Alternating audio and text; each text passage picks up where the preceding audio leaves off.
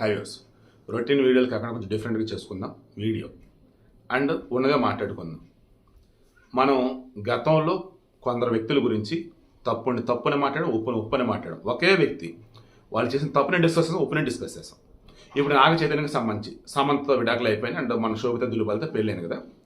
ఇక్కడ వీళ్ళిద్దరి విషయంలో నాగ చైతన్య ఒక మంచి విషయాన్ని తెలియజేస్తున్నాడు సొసైటీకి. ఏంటి?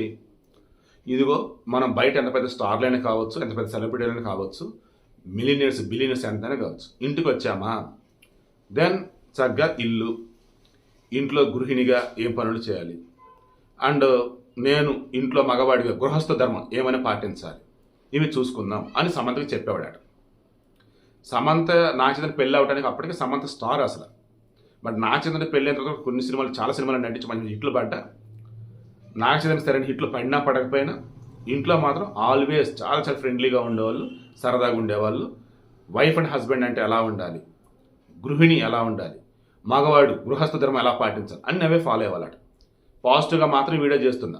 ఇంకా మిగతా విషయం మన తర్వాత మాట్లాడుకుందాం. కమింగ్ టు శోభిత దుల్లిపాల. మొన్న ఆమె చెప్పింది, శోభిత వచ్చేసి మన తెలుగు అమ్మాయి, బట్ ఎక్కువగా పెరిగింది బాంబే, సో ఇంగ్లీషు హిందీ ఎక్కువ, సో తెలుగు బాగానే వచ్చు. అయితే ఈ శోభిత అండ్ నాగచైతన్య ఫస్ట్ టైం కలిసింది 2022లో అని చెప్తా ఉంది. అప్పుడు ఈమె రెడ్ డ్రెస్, ఆయన వచ్చేసి బ్లూ డ్రెస్ వేసారట. ఒక let it be. Main thing నేను చెప్పదలుచుకున్నాను, తెలుగు. ఈయన నాగచైతన్య తెలుగు, హిందీ రకరకాల సినిమాలు నటిస్తూ ఉంటాడు. వాళ్ళు వీళ్ళు తెగ పరిచయం అవుతుంటారు. అవునన్నా కాదన్నా మన తెలుగులో కూడా అది పెద్ద దరిద్రం. మిగతా భాష అంతా వాళ్ళ భాషలో మాట్లాడుతూ ఉంటారు. మన తెలుగు వాళ్ళు వాళ్ళ తెలుగు వాళ్ళ భాషలో మాట్లాడతారు. మన తెలుగుడు కనపడగానే అయితే హిందీ లేదంటే ఇంగ్లీష్లో మాట్లాడతాడు. చిరాకు అన్నమాట అది. ఇప్పటికీ ఎప్పటికీ తెలుగు భాష వచ్చి కూడా వేరే భాషలో మాట్లాడాలంటే నా దృష్టిలో థూ అని ఊహించినట్టే ఇది నాకైతే మాత్రం వాళ్ళ ముఖాన. ఎవరైనా కానీ ఓపెన్గా చెప్తున్నా. సో నాగచైతన్యకి ఆల్మోస్ట్ అటువంటి ఫీలింగే, కాకపోతే చాలా పద్ధతిగా వినయంగా. ఏమనంటే నా చుట్టుపక్కల షూటింగ్లో కావచ్చు, బయట కావచ్చు, తెలుగు వాళ్ళు ఉంటే వాళ్ళు తెలుగులో మాట్లాడిన చాలా బాగుంటుంది, ఈజీగా కమ్యూనికేట్ అవుతా, కలిసిపోతా అన్న వేలో శోభితతో ఒక మాట అన్నాడు. మనం కలిసిన ప్రతిసారి నువ్వు తెలుగులోనే మాట్లాడు అని చెప్పేవాడట. ఇక పెళ్ళైన తర్వాత కూడా చక్కగా గృహిణిలాగా గృహస్థ ధర్మం నేను పాటిస్తా, నువ్వు కూడా పాటించన్నట్టు.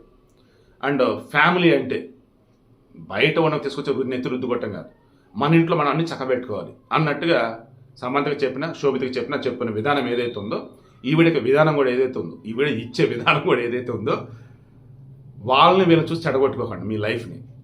ఓవరాల్గా అన్నప్పుడు ఫెమినిజం, మగోళ్ళు ఇవన్నీ వద్దు. ఆడ మగ ఇద్దరు కూడా కలిసి ట్రావెల్ చేస్తేనే అది గొప్ప సంసారం. అండ్ ఇందాక ఒక వీడియోలో కూడా చెప్పున్నాను, విజయ్ దేవరకొండ అండ్ మన రష్మికి సంబంధించి కూడా ఒక వీడియో వేస్తూ త్వరగా పెళ్లి చేసుకోబోతున్నారు అన్నట్టుగా మన ఎస్టీవీస్ ఛానల్లో పెట్టాను. ఖచ్చితంగా ఛానల్ సబ్స్క్రైబ్ చేసుకోండి అని కూడా చెప్పాను. సో అందులో ఏం చెప్పన్నాను, ఒక గొప్ప ప్రేమ అన్నప్పుడు దానికి ముందు ఒక స్నేహం, ఆ స్నేహంలో ప్రేమ చిగురించింది. ఆ చిగురించిన ప్రేమలో నమ్మకం అనేది ఒక మొగ్గలాగా వస్తుంది. అది మొత్తం విచ్చుకుని చూశారు, అది అర్థం చేసుకోవటం, ఆ తర్వాత ప్రేమ పెళ్లిగా మారి, ఆ పెళ్లి ఒక జీవితంగా మారి లైఫ్లో కలిసి ట్రావెల్ అయ్యేలా చేస్తుంది. సమంత నాగచైతన్య విషయంలో ఎక్కడ తేడా వచ్చింది ఏంటంటే వాళ్ళకే తెలియదు. శోభిత నాగచైతన్య లైఫ్లో కలిసి ట్రావెల్ చేయాలి మనస్ఫూర్తి కోరుకుంటాను. ఓవరాల్గా అన్నప్పుడు నేను చెప్తుంది, జంట అన్నప్పుడు ముందు అర్థం చేసుకోండి. పెళ్లి చేసుకున్న తర్వాత నమ్మకాన్ని ఒకరి మీద ఒకరు ఉంచుకుని అర్థం చేసుకుంటే లైఫ్లో కలిసి ట్రావెల్ చేయండి. ఇది మొత్తం కూడా మన హిందూ సాంప్రదాయంలో, సనాతన ధర్మంలో పేర్కొన్నటువంటి గృహస్థ ధర్మం ఏదైతే ఉందో దాన్ని కరెక్ట్గా ఫాలో అయితే చాలు. ఆల్వేస్ ద బెస్ట్ వేలో మనం ఉంటాం.